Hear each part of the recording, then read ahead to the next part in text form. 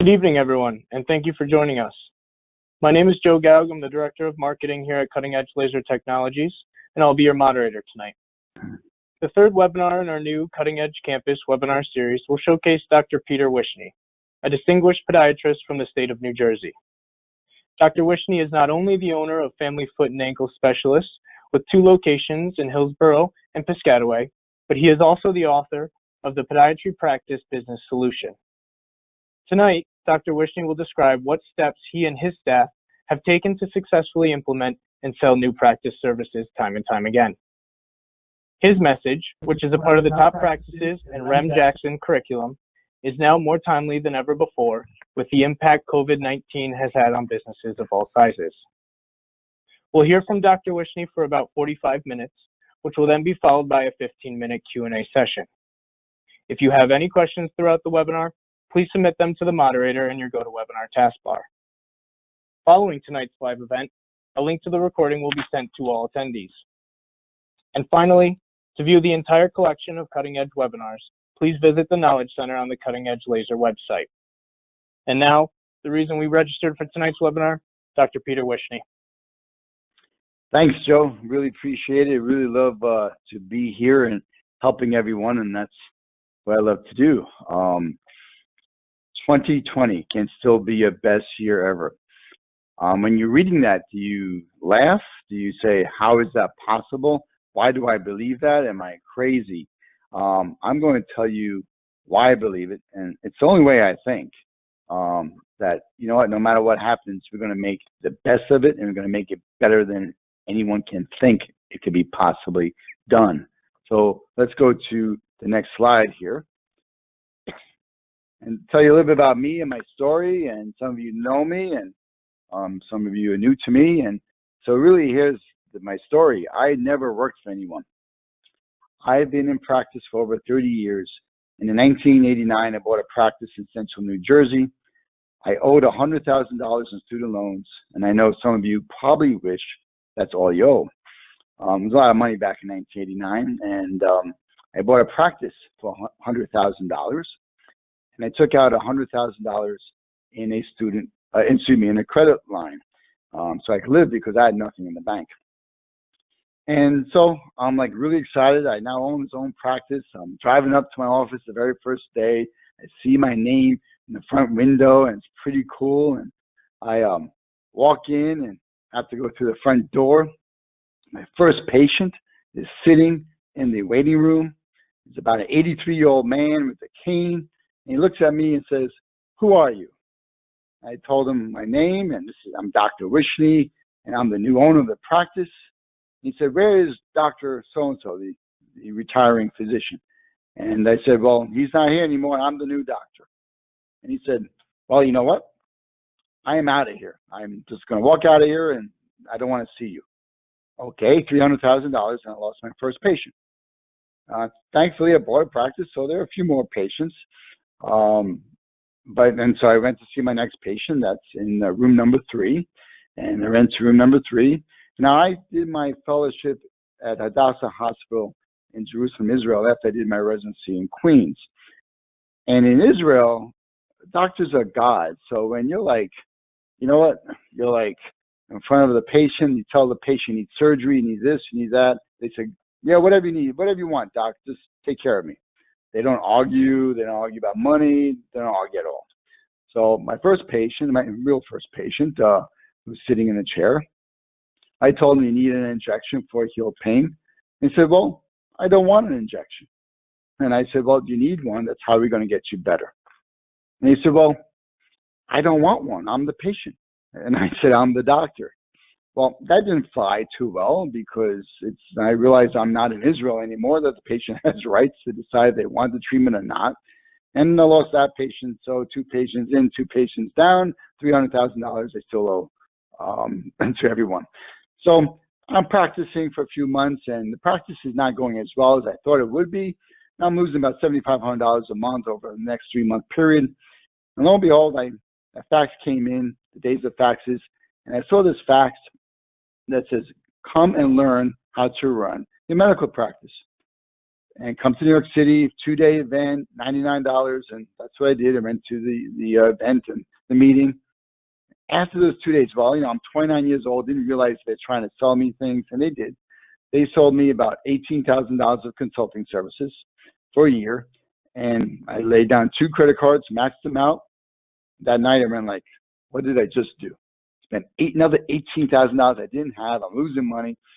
But you know what? I didn't know how to run a practice, and I'm here. No one's teaching me how to do this. But after that 1 year with a consultant, I made more money in that 1 year than any one of the given 17 years of practice the previous owner did. And I learned that, whatever I do in my life, I try to educate myself. I try to find people who know what they're doing and help me. And now I want to give back, and that's my story here. And so next slide, please. And during my time, I learned from books written by dentists, written by chiropractors, and even a urologist. And I say it's time for a podiatrist to write a book on practice management for podiatrists. And lo and behold. So that's my little sales pitch here. And if you don't have the book, I've been getting great reviews. It was just love of the every night writing 500 words. I just love doing this task, and it was an ambition of mine for a long time. So let's talk about you now. Okay, next slide, please. So how do you make 2020 a great year? First thing, it really always begins. You might hear me talk about this, Graham Jackson talk about it, everything you might have read about at Barnes & Nobles. It's about your mindset. I'm like people coming in and how you making out, Doc? How you doing this? I'm making lemonade.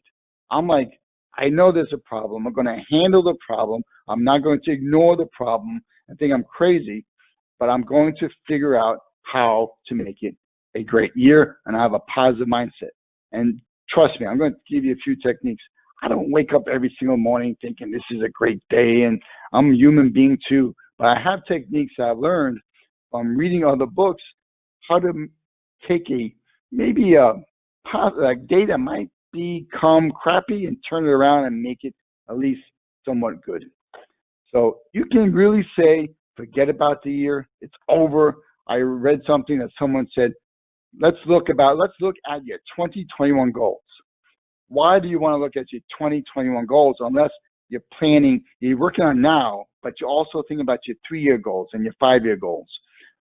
But you need to look and review your goals that you set forth in January. Realize that you're not probably there, but what can you make the next 6 months fantastic to get you close to those goals? If your goal was to have $1 million practice and you had a $600,000 practice last year and you end up with $800,000, you still increased your practice by $200,000. You didn't get the true goal, but you did better than you did last year. And that's in the long run, that's fantastic. Next slide, please.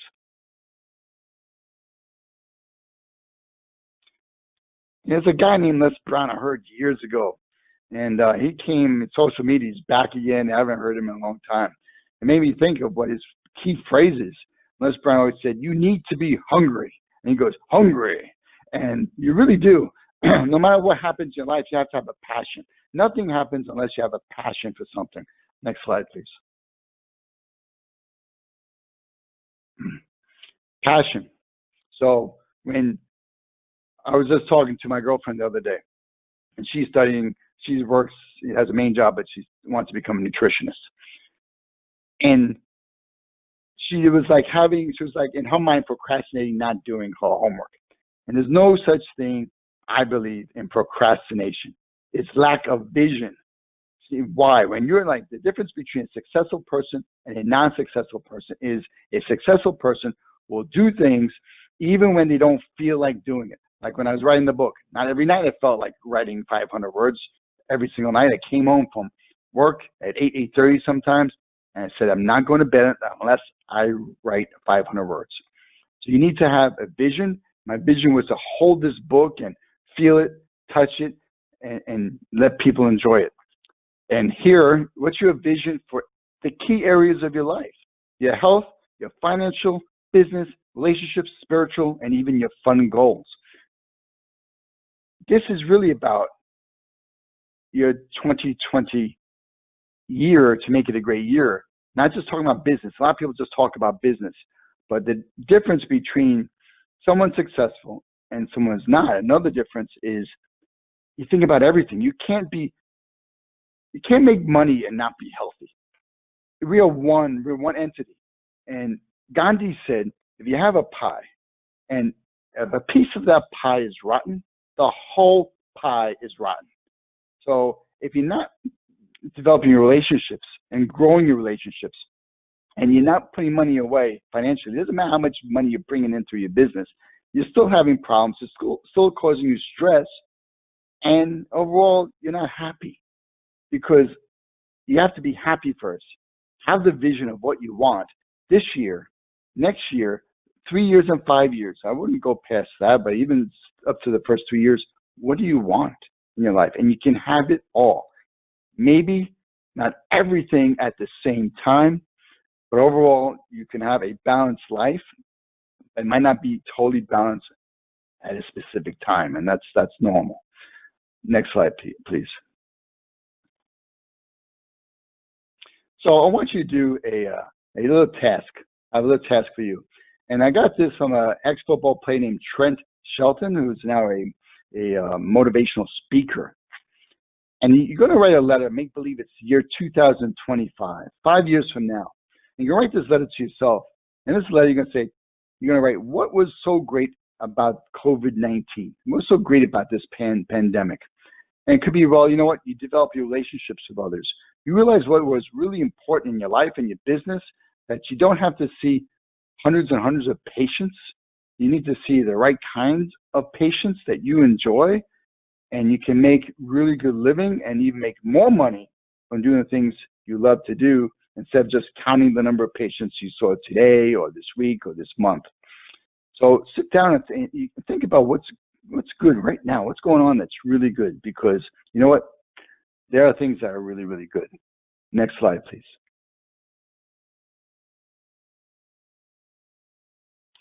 So your focus area, what you focus on, okay, depends on your attitude. If you focus on negative news, negative feelings, you're going to be negative. You're going to have negative energy. When you have negative energy, you bring that into your business, and you bring it into the staff around you, who will now, it might have been okay till you walked into the office. Now you brought them down, and you're thinking, how come everyone has a sourpuss face on? Well, check the mirror and see how you feel and how you look. Always walk in with a smile, have great energy. If you have negative energy when you are trying to provide services to your patient, sell these services to your patient, no matter what it is, they're more likely to say no to you when you have negative energy. This energy that you might not even feeling, but because you're not paying attention to it. Pay attention to what you're focusing on. And man, we will all have like a little negative thought here and there. When that happens, you just have to say, stop. This is not good. And I have something that I developed that no matter what happens, you say to yourself, what is good about this situation? And it's like crazy. It's a crazy, like you say, what could be good about whatever, a malpractice lawsuit or whatever. And you think about it, maybe at the moment you can't think about it, but you will find a reason why, okay, this is good. It keeps me feeling like human. It keeps me like, okay, this is the things I need to improve upon that I took for granted. Things like that. Next slide, please. So if you ever find yourself having anxiety or feeling down, it starts off with clarity, knowing what you want, and then action. And when you have clarity gives you maybe a solution or a plan. And when you have that, you now all of a sudden the anxiety will go away. But then you add, what are you grateful for? And every morning I write down 3 to 5 things that I am grateful for. And if you do that, you can't be in a state of fear and anxiety when you're also in a state of gratitude. They just don't go hand in hand. It's very confusing to the brain. If you're grateful, you're going to go, yeah. And really think about it, not just write down, I'm grateful for my kids, they're healthy and whatever, but really feel the gratitude inside you. Next slide, please. So let's deal with it. Let's make 2020 your best year ever. And let's start off with the most important asset. You can't sometimes live with them. You can't live without them, but your staff is so huge to your success. The days of micromanaging need to be over. They should be over. And if you have great staff that you can learn to trust and that they provide the answers without you asking them what's going on, and they just do what's right based on your company's mission and vision and purpose. You have the right players, the right A players. You can then just work less and make more money. It's most of us are, and us I mean doctors are perfectionists. I mean, because we go to the operating room, we don't say that's good enough. Matter of fact, the other side joke is that we're in Israel, since socialized medicine, the Israeli attending would say, and he got paid, by the government, and would say, that's good enough for government work. And for us here, it's not good enough. We want things to be perfect when we're in the operating room. But there's certain things you have to realize that good is good enough, and we have to stop trying to do everything. I know doctors who have to do their own bandaging, they have to do their own x-rays. You have to know what your value is worth and do those kind of things so you can relax. Be 100. Your job is to be 100% upbeat and to sell your services and sell the office to the patient and make them happy. So jokes, have fun with them, develop relationships. That's what you're doing.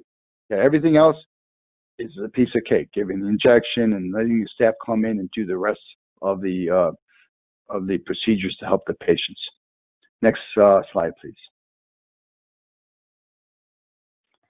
So we start off with hiring the right staff, and that is huge.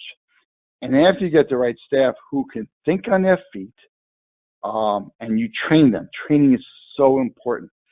We tend to hire sometimes people who are been experienced in other doctors' offices, and you hire them and say, this lady has 30 years experience.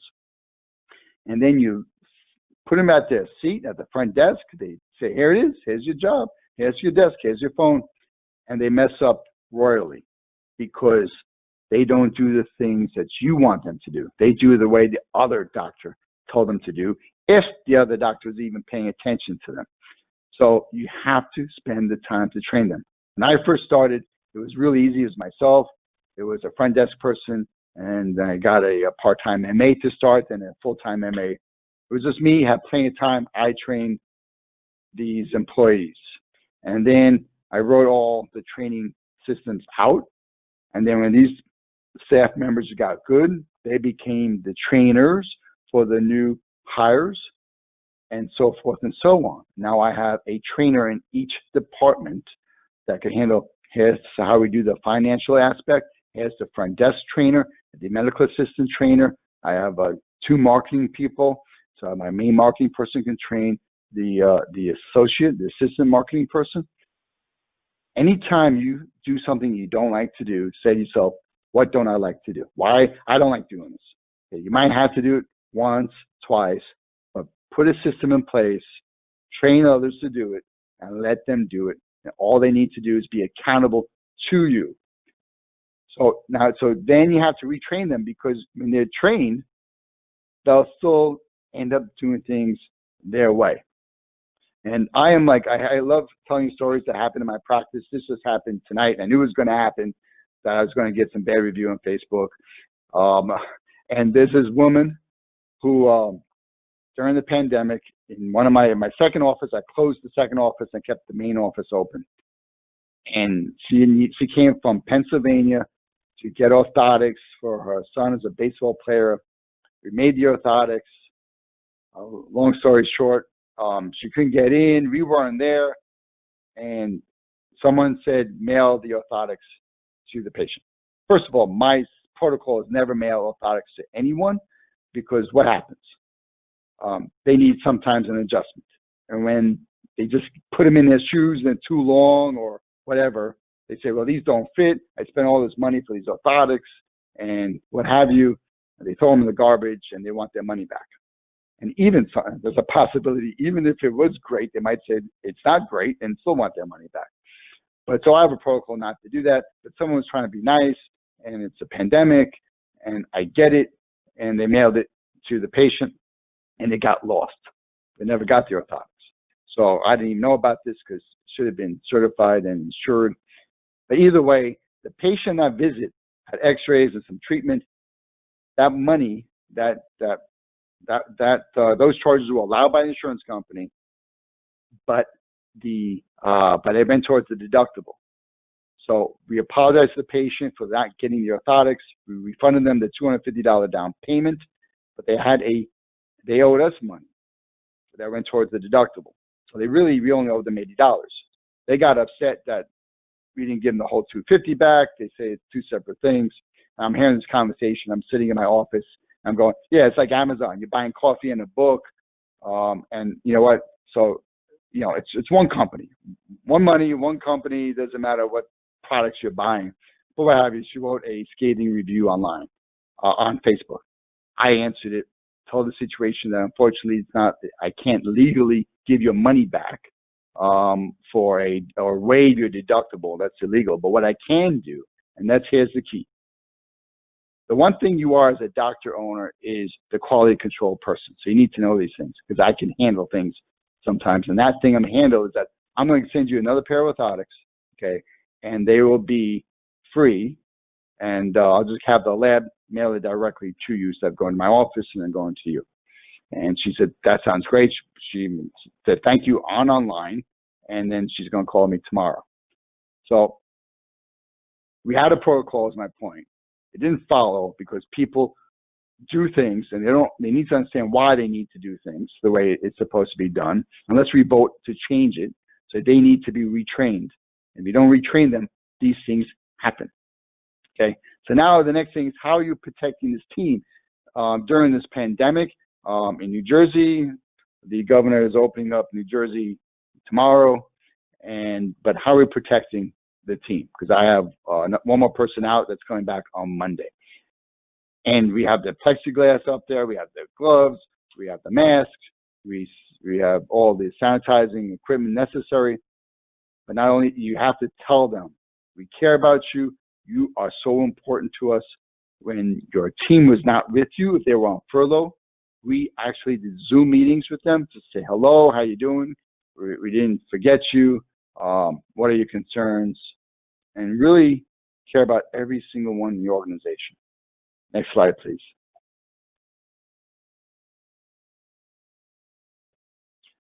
So I'm a numbers guy, you might know, but I could tell you when the numbers aren't good, we tend to, as a whole, ignore them. Why would I look at my numbers in March, April, and May, knowing that they're bad? They don't mean anything to me, and that's not true.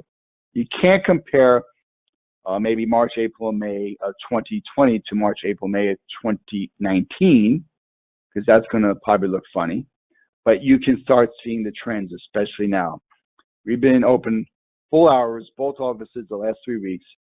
And last week, we saw the exact number of patients we normally see on the average in our office.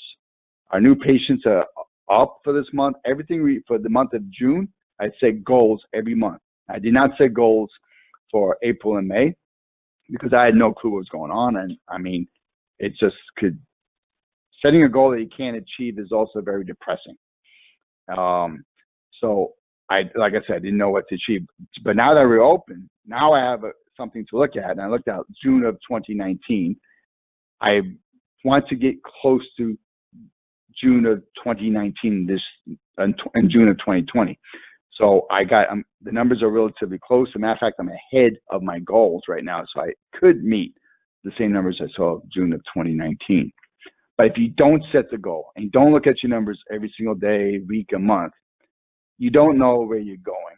You know what? If you want to lose weight, you want to lose 10 pounds, but you don't look at the scale or you look at it periodically, you don't know what you ate yesterday. Is the right thing to get you on track to your goals. I track everything, And now I'm on this 30-day challenge, health challenge with this group online. Pay $29. We have exercises and nutrition. And one thing I'd never track, I don't want to track, are calories and protein and carbs in my macros. And I figured I know what's good to eat and what's not good to eat. I started tracking it in the app, MyFitnessPal. And you can't believe some of the amount of fat in some of these foods that you're eating. You didn't think that was possible. And it gives you an idea of what you can do and what you want to do in order to get where you want to go. And that's why you need to look at your P&L, all these numbers. And it really, once you get going, it won't take you long to look at your numbers. Next slide, please.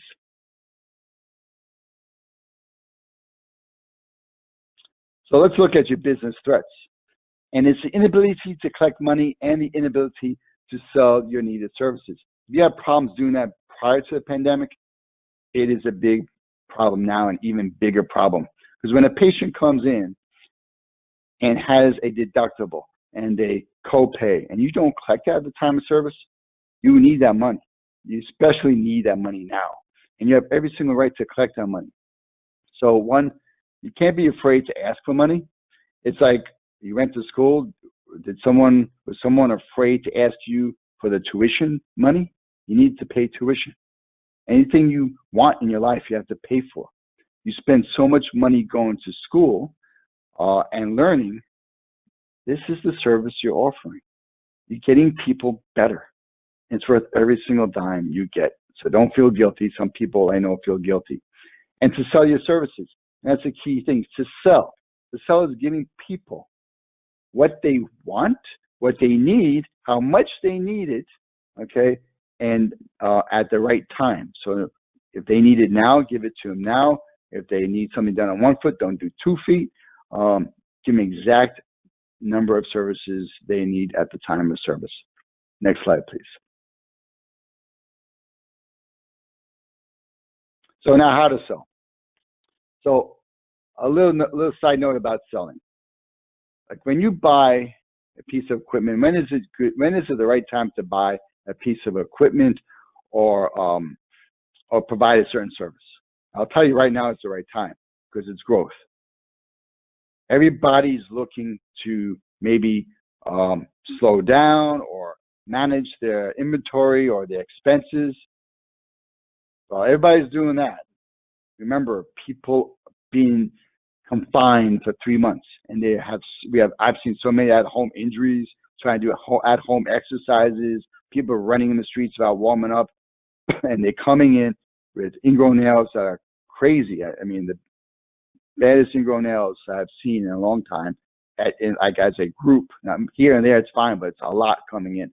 A lot of like heel pain, Achilles tendon pain, just in general. And so they need these services now because they're getting tired of sitting home. They want to go outside, enjoy the warm weather. And so you need to provide things that the guys down the street don't have. And it's really time to grow. I had a patient come in today, and he has 2 really, really good friends who, and this is a true story. This is like right out of the book, Who Moved My Cheese? And I just laughed in my head. 2 friends, one, they both own restaurants.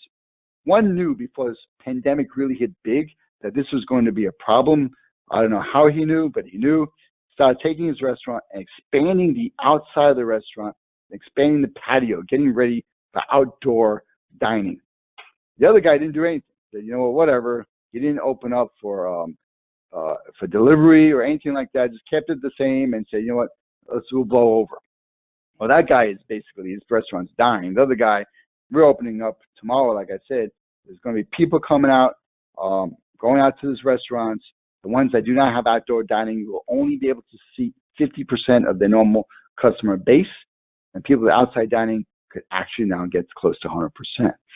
So that only happens with creativity. That only happens when you don't have the fear and you say, this is the situation. During the Depression, the auto industry really took off. 3 companies just took off and thrived like crazy. Businesses did thrive during the Depression. So you can thrive during the pandemic as well. But it has to start with your mindset, like I said, and the ability to know that what services you need to provide and how to sell them.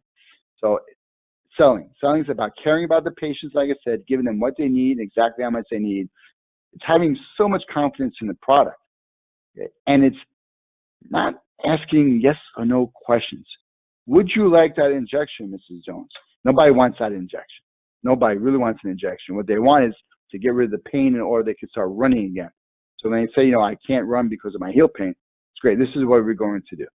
We're going to start off by giving you an anti-inflammatory injection, and then you pause, because they might say, oh, that's going to hurt you. You watch them, you have good eye contact, and they're nervous, and you can say, Mary, let me tell you, I give a great injection. I'm going to give you this really cold stuff. You're not even going to feel the needle. It's going to be over in about 5 seconds, and afterwards you're going to love me because you're going to feel so good.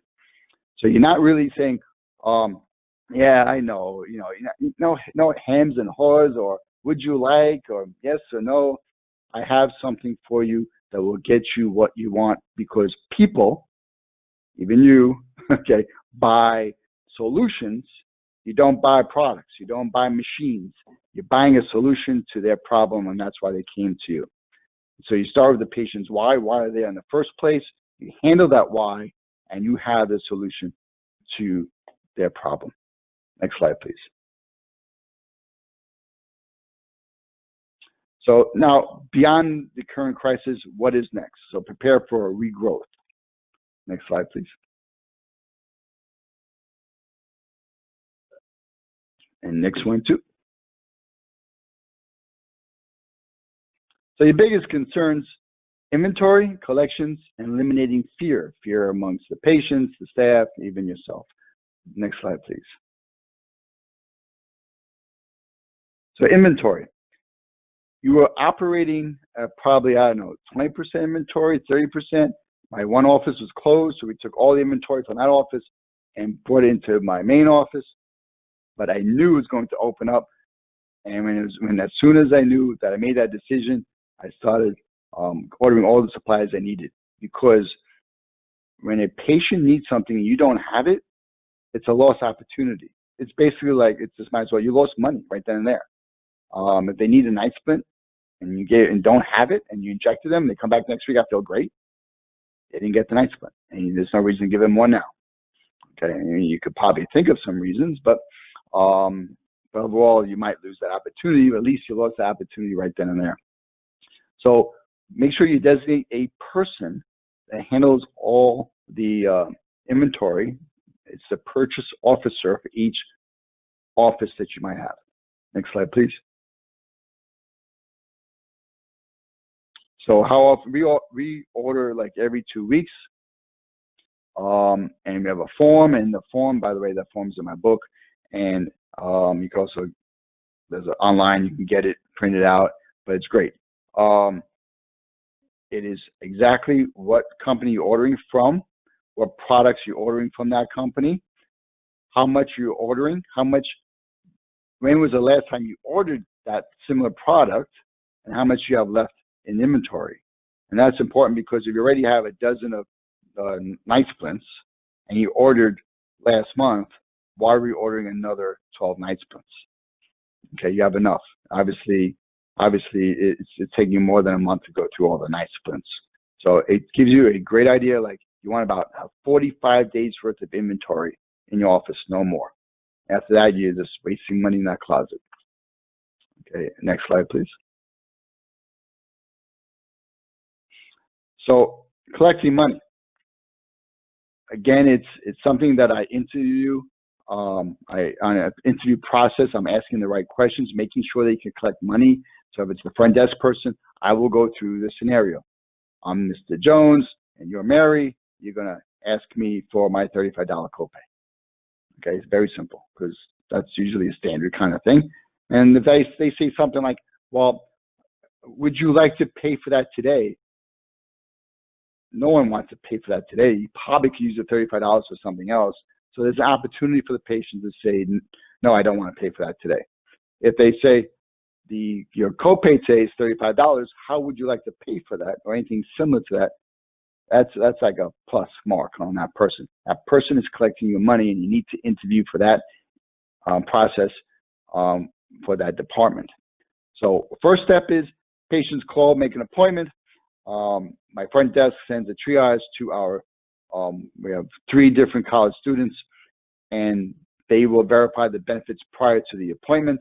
Patient comes in, okay, and we explain the benefits to that patient. It's already on a form. The patient will sign the form that he or she understands that's their benefits. Next slide, please. So then we have the fee schedule. You should have a fee schedule for your top 10 insurances, and your front staff should know basically then what your fees are, obviously. They know the benefits. If it's an 80-20 plan, you cut 20% of what they allow. You have, the deductibles, collect all the deductibles as well, but also inform the patient the cost prior to actual treatment, given the opportunity. That's where you have the problem, because it's not like a lot of these patients won't want to pay. What it is they want to have the opportunity to have some control to say, I don't want to pay, or I don't want that treatment, or I don't want that service.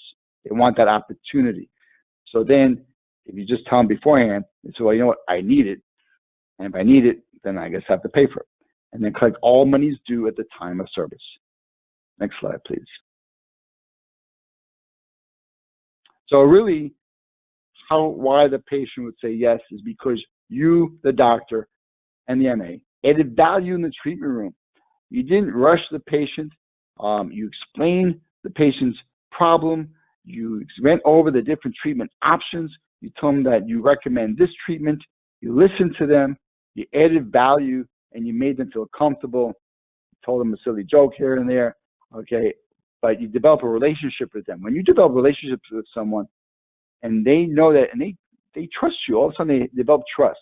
And trust is the key for them to say, yes, I will pay for that. If you rush and you're not looking at them, you're not paying attention to them, you're not developing that relationship, there's a good chance they're going to say no to anything that you telling them they need to pay for. So now, how to sell orthotics and non-covered services. This is the key. We sell lots and lots of orthotics to everyone who needs orthotics. Let's take a Medicare patient, because people look at the insurance and go, oh, that doesn't cover orthotics. And, a patient 75 years old and can't afford orthotics. First rule, don't assume anything. You heard their story. I had an 83-year-old woman today who had bad circulation, venous congestion, huge bunion. She says, and then a corn on the second toe. And so I'm going to just trim your corn. We're going to put a pad in there. She has a problem with balancing. She came in with a cane. And I said, we're going to make you a more balanced brace as well. I explained what that's all about. And so, you're not going to fix my bunion? I said to her, I would love to fix your bunion. I would love that, and I think you need it. However, I'm afraid, I have an oath to do no harm. I'm afraid you're not going to heal properly. And I don't want more problems with that, but I can keep you comfortable. She wants to live to be 100, and that's fantastic. And my goal is to keep them, walking to be 100 years old. So it's easy to sell something when you know what they want, what their goal is. So selling their orthotics, you're selling them their solution. And you all know right now what are the common objections to orthotics. Will they fit in all my shoes? How many pairs do I need? My friend had it and it hurt them. Okay, time, fear, and money. 3 reasons why people don't buy anything. Why people don't even get engaged. Okay, why don't we go to the next slide? Because I talk about each one of these separately, and we'll continue with the orthotics. So time. I don't have time to put the orthotics from one shoe to the next shoe. I don't have time for that. That's why you get your benefits beforehand, because if that's the objection, and they cover more than one pair, you say, okay, Georgia, and look, you can get 2 pairs here. Okay. Otherwise, you could just basically say, you know what, you just need them for your walking, running kind of shoes. Leave them in that kind of shoe. When you're not walking, running, what have you, you wear your other shoes, which you don't need your orthotics for. Okay. I don't have time to do that treatment. Maybe a laser, maybe something more involved. If someone's ready to get treated, rule number 1, you need to get through the treatment right then and there if you can. Sometimes you can't. I get it. But if you can, I got patient A, got her to do the laser treatment, and I just said to my MA, is the laser room available? She said, yes, and we did it right then and there. She said, well, you can treat me now? I said, absolutely. And that's another great thing. As you go home, they start to think about it, they speak to someone else, buyer's remorse, and you have no control over that. So handle the time situation. Regarding patients, if you know that your patients in general want late hours or Saturday hours, and you did a survey and that's what they want, that's what they're asking for, you might need to open one night a week. We have lots of nights. We rotate because we're in the East Coast and New Jersey, New York, people work. They don't take off for work. And even if they're working from home, they're not coming in the middle of the day. They want the 5, 6, 7 o'clock slots. Next slide, please. Now, fear. Fear is the big one. Fear won't work. It might hurt. It might make it worse. Fear that I'm going to spend this kind of money and not get a result. So you handle that by saying, you know, Mary, these orthotics, our patients love them. I wear them. My staff wears them. I'm the podiatrist at Rutgers University. I have my orthotics in the NBA, WNBA, NBA, and the NFL. Okay, so obviously I'm doing something right. And I'll tell you, you don't like them, they don't help you, or they actually, I say, they hurt you, I will remake them at no additional cost because there's an art to it. And that's an art, by the way, our profession is losing. But it's a true art to it. It's based on the materials that you pick, you know, based on how we cast you. Sometimes you're and cast it in plaster or fiberglass, slipper sock, or you're on a 3D machine, what have you. So do it differently if the first pair didn't work. Use a different lab. And even if that doesn't work, Mary, I'm going to refund you your money. I could tell you on one hand the amount of times I need to refund the patient's money. Patients want guarantees. They don't want to spend money that won't work, that you know, for no reason, that they're throwing in the closet. So you handle the objection of fear that it might not work. If it's surgery, it might make it worse. You can have your testimonials that for patients before and after surgery. And remember, we can't promise everything, but we can just tell them our results in general, what we've been getting. And what I want you to focus on the result you want, to what they want, which is to go back and being pain-free. Next one, please. So money, by the way, if you're getting the first thing out of their mouth is that I can't afford that, the very first thing out of their mouth, you didn't give them perceived value. You rushed through your presentation, you didn't handle objections. Now there is a percentage that really can't afford it, and you have to have plan B. That's fine, over-the-counter kind of thing that you have, better than a Dr. Scholl's. So that's fine. But overall, if you keep on getting money objections all the time, it's coming from you know where it's coming from? It's coming from your head.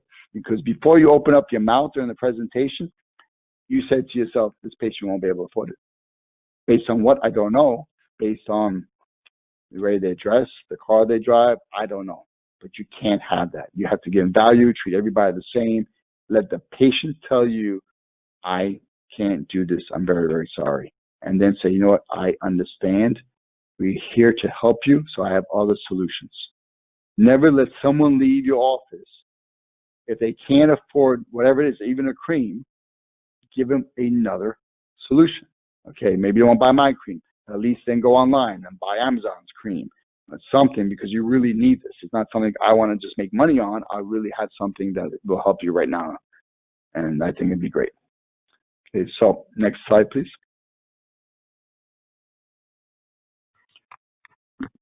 So handling everyone's fears when I call so-called normalcy comes and returns. And that's basically what's happening now. And your mindset. My mindset now is that, you know what? I have people come in, they are in their cars, valet, we have valet medicine, they call the office, we escort them in the room, we have 7 treatment rooms in one office, we bring them in the rooms, no waiting room. When they leave, check out, we make sure no one's walking, there's not like a line outside the door, there's one person at the counter at a time. We do all the appointments, next appointments in the treatment room The only thing that's happening at the front desk is checking all kinds of past balances that they need to collect. So there's less chaos up front. So we tell everybody that through marketing and through videos, how we're going to keep it safe for you. So I can still see, our office can still see the same number of patients actually, and still keep it safe. So I learned this from Tony Robbins. When you have a problem, ask yourself a better question. How can I do X faster, less expensive, better? How can I get it done? Your brain will help you with this, and get that question, like get other people involved with that question. They'll help you as well. Have empathy. It's not about your money. You will get paid what you deserve based on helping more and more people. And that means also your staff, because it costs you a lot of money when you lose a really good A player on your team. Don't forget, we always focus on the B's and the C's. We worry about them, but we never focus on the A people. Those are the ones you really need to focus on now. I had a handful of people stayed with me during this whole pandemic. Each one of them got an extra week of paid vacation for the year, and they're so excited. To them, it's the best thing that could ever happen, and they deserve it. They came in, they were concerned, they had fear, they did their job, they were professional, and I love them for it, and we need to take care of them. Next slide, please. So, taking action leads to clarity, which reduces stress and decreases fears. This is, again, a mindset thing. When you're not like prepared, when you're like and you're like you don't want to do something today, but you know you have to. There's only one way to do this, and there's a book. It's called it's the 5-second rule. Okay, and count 5 backwards, like a blast off of a rocket ship. 5, 4, 3, 2, 1, and you just do it. Just start the process. When you start taking action, even though if you don't feel like it, all of a sudden you're going to get some clarity. You're going to get some energy. You're going to feel like, yes, I'm doing it. Okay, and your fears of whatever your fear might be will decrease. Stay active. You know, exercise, take walks. Middle of the day, I might do a couple of push-ups just to get some blood flowing to my body and get the energy, which produces momentum.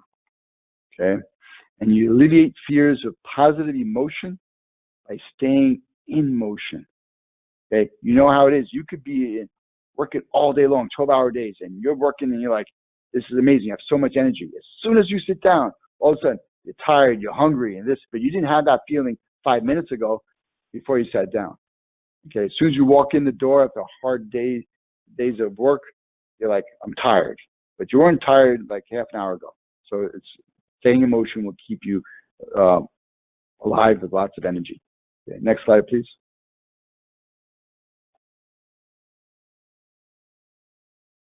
And that should be it. Yep. Any questions, anyone? Here it was a blast, and yeah, anything you would like me to answer. So, Dr. Wishny, this is Joe. We do have a few questions from the audience. We'll go one by one and cross off a few here. First one being, is there anything that you do with your staff outside of the office to show your appreciation? I know you just mentioned the extra week of PTO that you offered because of COVID and that work. Anything additionally you do outside of the office, Dr. Wishny? Yeah, so pre-pandemic, April is administrative. There's like the third Wednesday of the month, I think it is administrative day. And then in May, there's Nurses Day. So we just combine the two, and we take the third Wednesday of April. We go out to this restaurant, and we all get food. We have these long tables. It's a nice day. We sit outside and drink some beers. We close the office. We usually start off sometimes with bowling and pizza. Then we go for some drinks. And that's like for half a day, like starting at 1 o'clock on to like 5. And I also have one key person who will go back to the office and take care of all the messages, about probably like 50 of them. But we have 2 staff members that help each other out with that. So that's one thing. We have every December a holiday party, show my appreciation. And I check the pulse of the office, and sometimes we just say, you know what, I declare next Monday half a day, and we all been working our butt off. Our numbers and graphs. That's the great thing about analyzing your numbers. When you see your numbers going up in every single department, your staff is working their butt off. So you need to do something. Take the half day and just thank you and say let's celebrate. Let's do something together. Great. Thank you, Dr. Wishing. We'll move on to the next question. This next one reads, I too am a customer of Cutting Edges, and I'm curious how many patients per week you're offering MLS treatments to. Okay, so we do about on the average around 25 lasers, new lasers a month. How we offer the service is when you come in, it's not the first thing we offer. There's one exception to that rule, and that is Achilles tendonitis. I feel the laser is amazing for that. When you notice that the patient's copay, let's say they go to PT, which is great for that as well, but their copay costs more money than the cost of the laser. It's a no-brainer. You give them the stretches, you give them the stretching band, give them the night splint, and then go right to the laser. But otherwise, we go through the traditional route. If they were never had this treated before, so it's the first time getting treated on plantar fasciitis, then we are going to go the traditional route. And some of them will tell you, I don't want an injection. And that's what I said before, well, how to sell the injection, but they really are afraid of the injection. What you can do is just merely, you know what, this is a great opportunity for you to say, you know what, I get it. You know, that's why, Mary, I have something for you. I'm going to get you better without the injection. Eric, here's the key words, folks. How does that sound? Asking questions like that to get them to say yes instead of no. How does that sound? No one's going to say, oh, that sounds terrible. No one's going to say that. They're going to say, yeah, that's great. What is it, Dr. Wishing? And I tell them about we have this great painless laser that takes 10 minutes of treatment, go over what they do, that does, and we can get you going right now. We can get you going right now. Are you ready to go? Let's get going. Let's get you better, Mary. It's attitude. It's energy. It's attitude. Okay, and I'll throw one more question out for you, Dr. Wishing. Sure.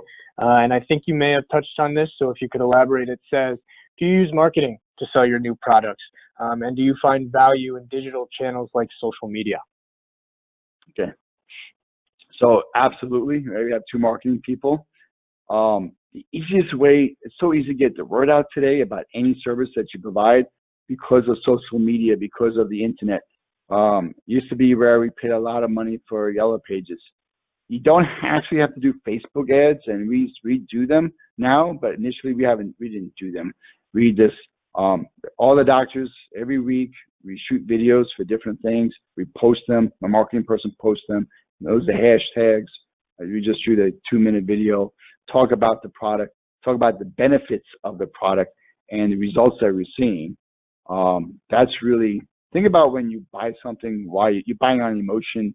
Yeah, I couldn't walk, I couldn't run for months and months and months. And I went in and got this laser treatment, and within 2 weeks, I'm running and getting ready for a 5K. Those kind, if you can in your state, do testimonials from your patients, video testimonials. That's really helpful. And blast it out. YouTube, LinkedIn, Instagram. They're different ages. So Instagram is great for people between their 20s and late 30s, and Facebook are for old farts like me, but I like Instagram better. And 40s to 60s and 70s, so they can see pictures of their grandkids. And you know what? People are getting smart. There's a lot of TikTok going on. I can't sing. I can't dance. But it's great. It's great, especially like Peds, Snapchat. Okay. So social media is fantastic. Great. Thank you, Dr. Wishney. Unfortunately, that is all the time we have for this evening. First and foremost, Dr. Wishney, I want to say thank you to you for your time tonight. I'm sure I speak for all of us when I say, we're impressed by the success you and your team have had and appreciate you sharing that knowledge with us. My pleasure. And we at Cutting Edge also want to say thank you to everyone Absolutely. And if we're unable to get to your question tonight, we will be sure to follow up with a response. Please keep an eye out also for the link to the recording in the coming days. We will also have some information from Dr. Wishney on upcoming seminars, so keep an eye out for that. This does conclude tonight's Cutting Edge Campus webinar with Dr. Peter Wishney. I hope you all enjoy the rest of your evening. Thank you. Thank you.